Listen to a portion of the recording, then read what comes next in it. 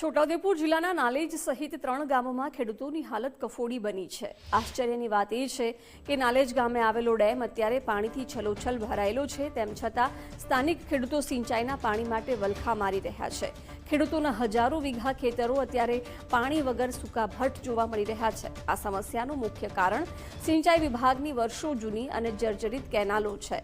કેનાલોમાં ઠેર ઠેર ગાબડા પડ્યા છે અને ઝાડી ઝાંખરા ઉગી નીકળ્યા છે, જેના કારણે પાણી ખેતર સુધી પહોંચવાને બદલે રસ્તામાં જ વેડફાઈ જાય છે। નાલેજ, ઓલિયાંબા અને પાધરવાડ જેવા ગામોના ખેડૂતોએ આ બાબતે અનેક વખત તંત્રને રજૂઆત કરી છે, પરંતુ પરિણામ શૂન્ય આવ્યું છે। ખેડૂતોમાં હવે વહીવટીતંત્ર અને સરકાર સામે ભારે રોષ જોવા મળી રહ્યો છે।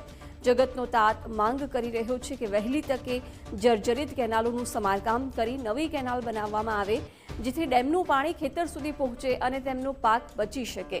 હવે જોવાનું એ રહેશે કે કુંભકર્ણની નિંદ્રામાં પોઢેલું તંત્ર ક્યારે જાગે છે।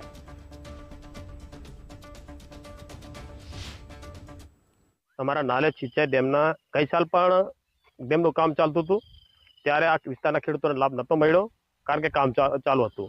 આ વર્ષે પાણીથી છલોછલ ભરાયેલો છે, ત્યારે અમે વાત કરી, પણ એ લોકો સિંચાઈ વિભાગે અમને એવું કીધું છે કે કેનાલો જે તૂટેલી છે અને કુવા તૂટી ગયેલા છે, પણ આજ સુધી કેનાલોનું કામ થયેલ નથી અને આ ખેડૂતો પાણીથી વંચિત છે। અને ઘાસ ચારા માટે પણ અમારે ખૂબ મોટી સમસ્યા છે, કારણ કે ચોમાસાની અંદર જે માવઠાના કારણે બધો પાક અમારો નિષ્ફળ ગયો। અમે એવું હતું કે શિયાળા પાક લઈને અમે ગાય ભેંસને ચારા માટે સગવડ કરી લેશું। ડેમ ફરેલો છે પણ પાણી આવતું નહીં, કેમ કે તૂટેલી કેનલ છે ને, એટલે કોઈ રિપેરિંગ જ નહીં કરતા। ઘણા વર્ષોથી આવે જરીક દેખી નાહી જાય, કોઈ આવતું નહીં, એટલે કૂડ ફૂકું આજે કરીએ કાલે કરીએ, કોઈ કરતું નહીં। અને અમે તો હાથે એવું કરેલું છે, પેલો કપતો લીજી બુરવેલું, કોઈ મહેનત નહીં કરતા।